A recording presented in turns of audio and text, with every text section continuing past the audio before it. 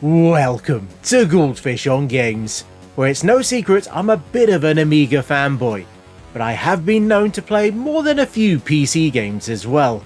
And today I want to look at a few Amiga titles that got some interesting ports to the PC. Some might say better on PC.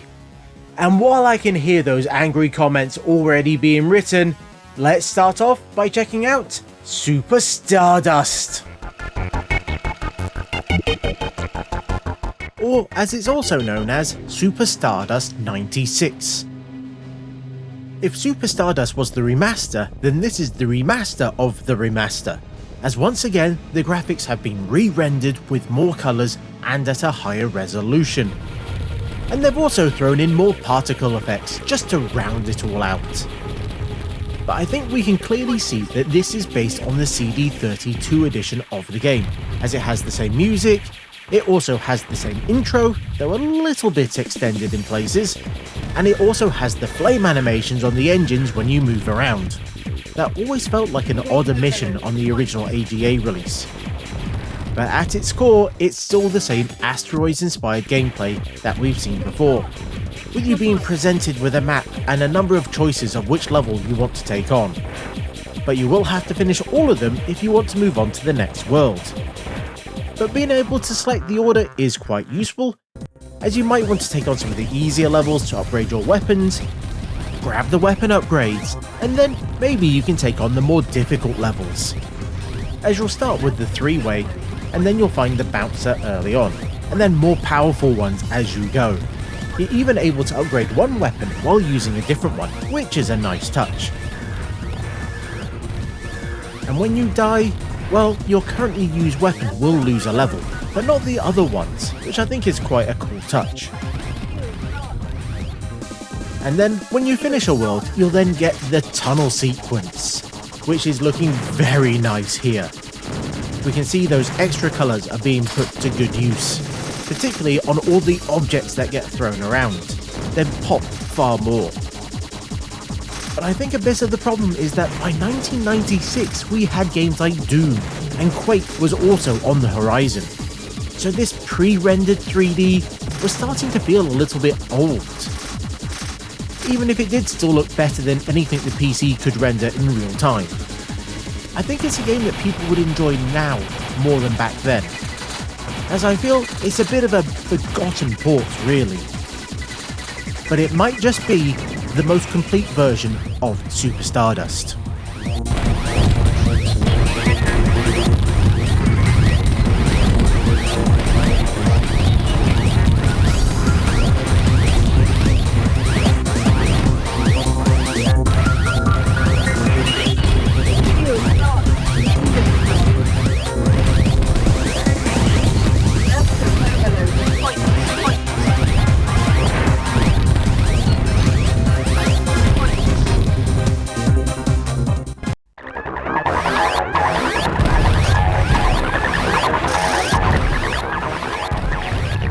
Frontier Elite 2 continues the space theme.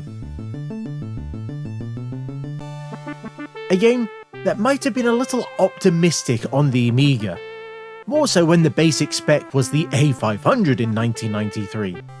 But this was developed for the Amiga being the primary platform, with Chris Sawyer from Transport Tycoon fame being tasked with porting it to PC. A platform that had way more CPU power to throw around at these 3D games. And here, that really counted. As well, even the start locations on the Amiga could chug. But on a decent spec PC of the time, it was so much nicer. It also got the interesting texture mapping, with those weird odd patterns going on, and that habit of warping very weirdly. But if you weren't a fan of that, then you could turn it off. Now the resolution wasn't really touched, but with how much smoother it plays, this is the big reason you'd pick this over any other one.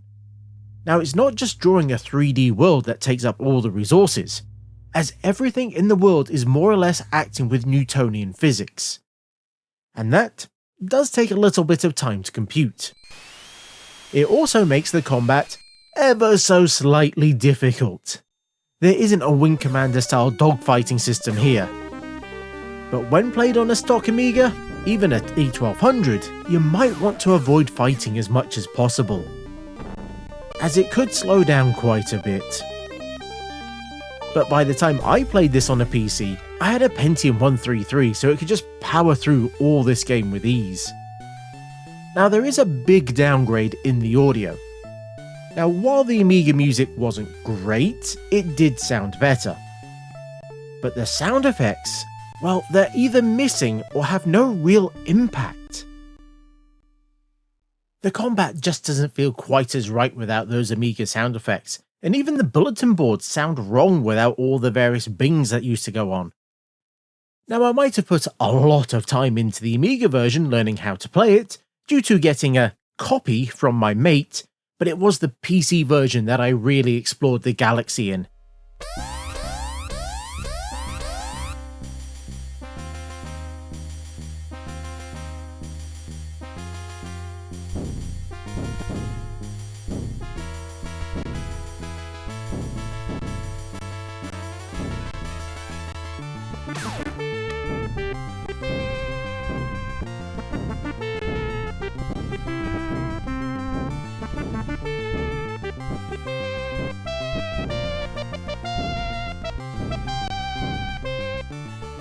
Alien Breed. Now this is an interesting one, as it was ported in 1993, and from the title screen you might not be expecting too much, as this is a huge step down from the Amiga.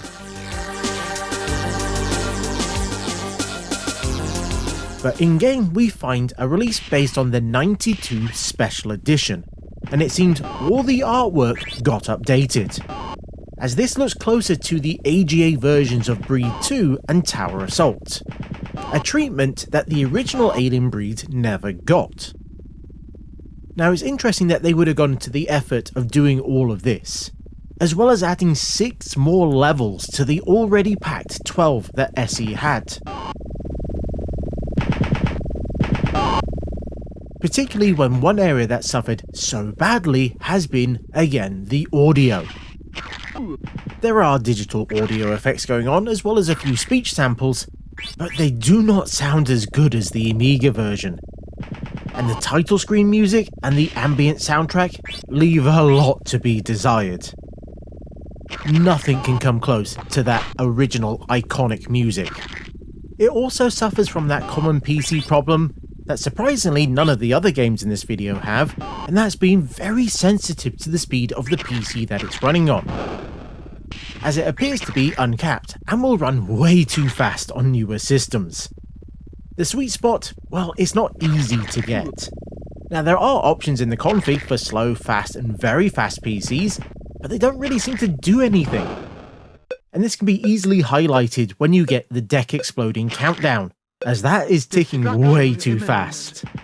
You do tend to notice when you don't have enough resources when the breeds start to show up and it all lags a little bit, or if you have too much, when you feels like you're running around the map. Now if you do have the correct resources, you'll find a classic Amiga game here that does not go easy on you with its respawning baddies, but there is a 2-player option if you want the extra firepower. Now one thing I do like is that they've tweaked the look of the aliens, as they tended to have a bit of a palette swap vibe to them in the original, particularly when you reach the other levels. There's also these hints of muzzle flashes when they get hit. And I do think the team did a great job of updating the artwork. It doesn't have that let's add extra gradients for the sake of it look, but I don't think it's up to the standards set by Alien Breed 2, which was also released in the same year. But then Microleague Multimedia Inc. were no Team 17.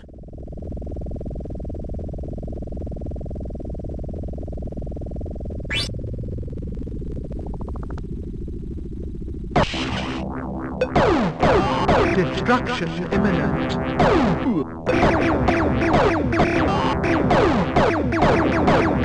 Destruction imminent. The Settlers.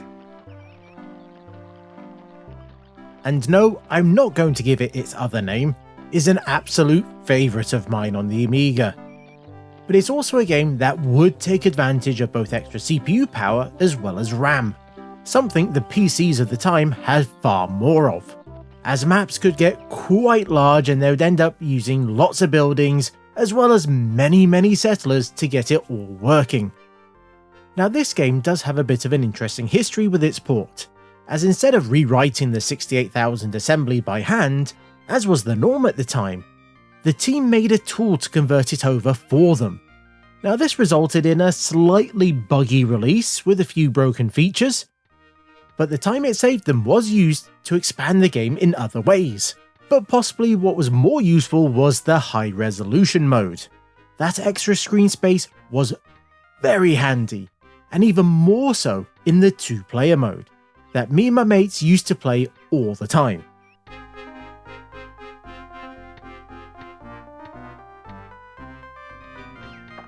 Now that mode was also made easier with the extra RAM that we had in the PC, as well the 1MB of trapdoor memory that we had in the A500 helped. It was much easier to expand the PC, to play those larger and more detailed maps. To the extent that the Amiga version would actually give you some details on startup, letting you know what it think your machine could handle. Now possibly the biggest downgrade to the PC version, and something that's still missing on the History Edition, which is based on this DOS version, is the star in the HUD is static. It's no longer spinning. I'm sure we'll all agree it's a great loss. The music is also a bit of a step down from the Amiga. It's not as bad as some mod to MIDI reworks that we've heard, and you do get used to it after a while, but then you'll listen to the original and you'll notice the difference right away. But the rest of the sound effects all came across quite nicely. Now with how this game was ported, it is as close to the original Amiga classic as it was possible to get. All the resource chains, building and construction, and planning is all here. But remember to not expand too quickly, as it can take time to build up a decent stock of settlers for them to go out and walk the roads, as without them, nothing will get delivered and nothing will get built.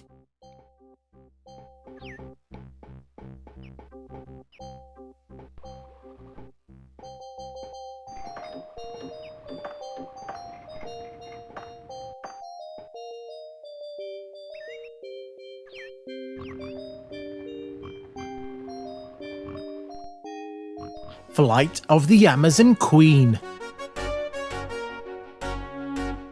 A game that was released on both platforms in 1995, and it came on a whopping 11 discs on the Amiga.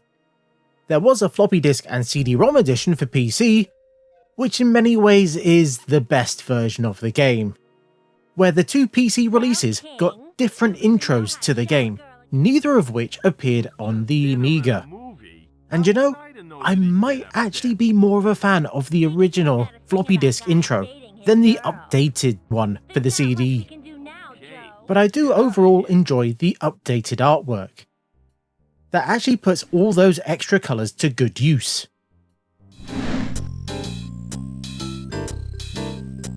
But it does end up giving that impression that the PC game was adapted for the Amiga, which was actually far more common at the time for point-and-click adventures. But this was fully developed on an Amiga, and it actually started its life being written in Amos.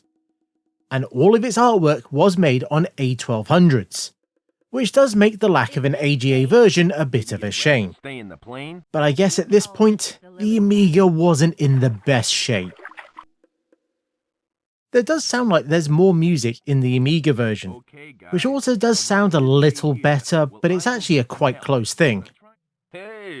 The interface is the same across both of them, with it being this simple icon-driven system, with items that you've collected showing up next to it, and it all works really quite well. And as far as I'm aware, both games have the exact same content when it comes to the puzzles. But as we've seen, there are a few extra cutscenes on PC, and the game itself really opens up after we crash in the Amazon, where we'll have to puzzle our way out of numerous sticky jams in this very B-movie inspired plot. And yes, there is a full talkie version if you get the CD-ROM edition. The voice work isn't too bad, and if you pay attention you might even hear a few famous actors in there. Now at the time this was a bit of a difficult game to get running, as it did require more conventional RAM than most other titles, but these days you can easily get both running in ScumVM. And it's made even easier to get going as the DOS version has been released as freeware, so you can go check that out if you want to know more about the adventures of Joe. I give up. But if you want to check out the Amiga original, then it is a little bit harder.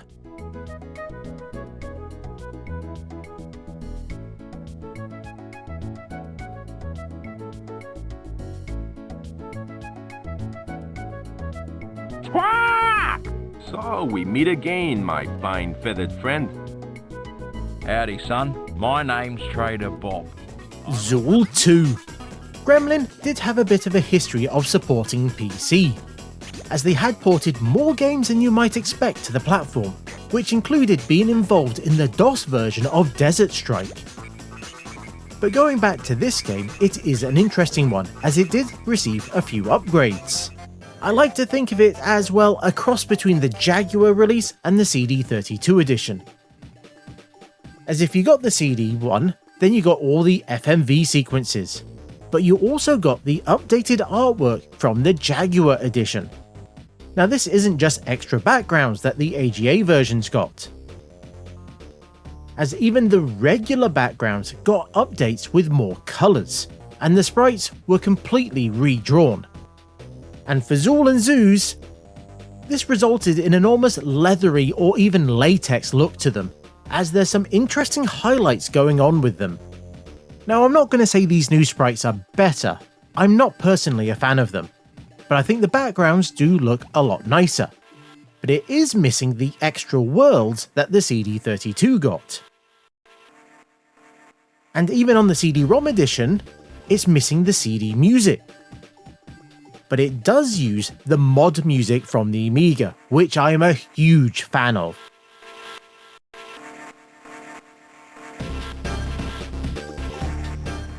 As it's something that not all developers did, not for the DOS machines anyway.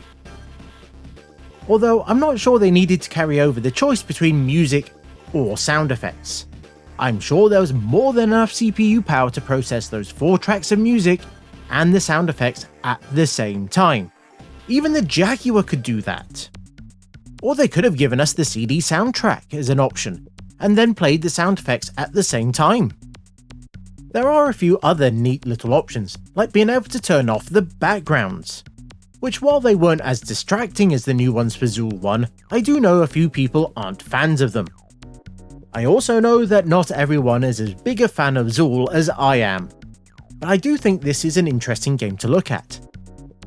As across all the various versions of the game, they are all different in their own ways, and I'm not sure there's a definitive edition.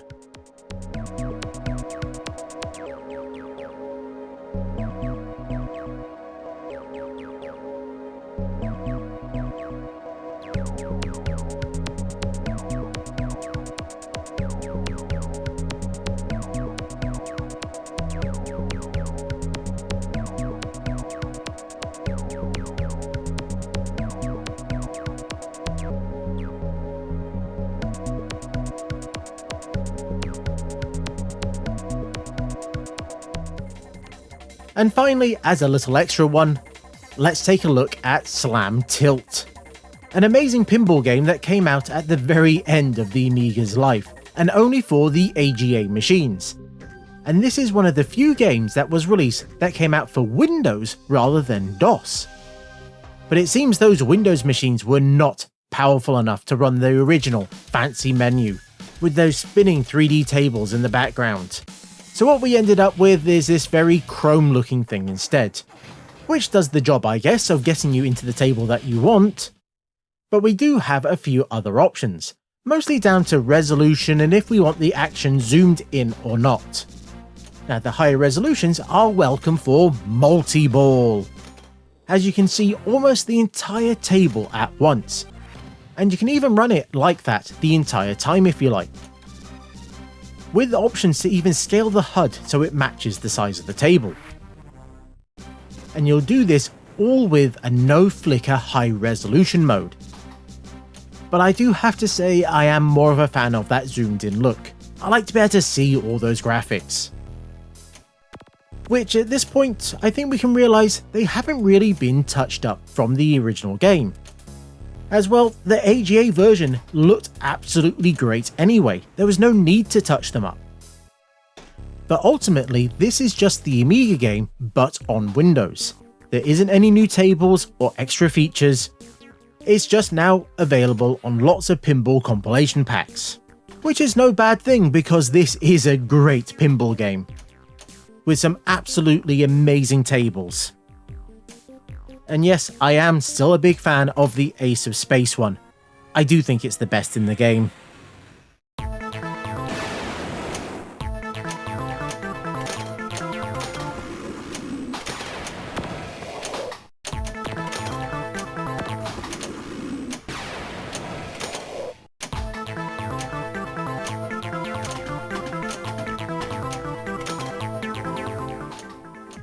And I think this is where we're going to leave this video. Let me know which platform you thought those games were best on, and if you know of any other Amiga games that you think had an interesting port, or possibly even better on the PC. You know where to tell me, it's down in the comments. And before I go, I'd like to thank you all for getting this far.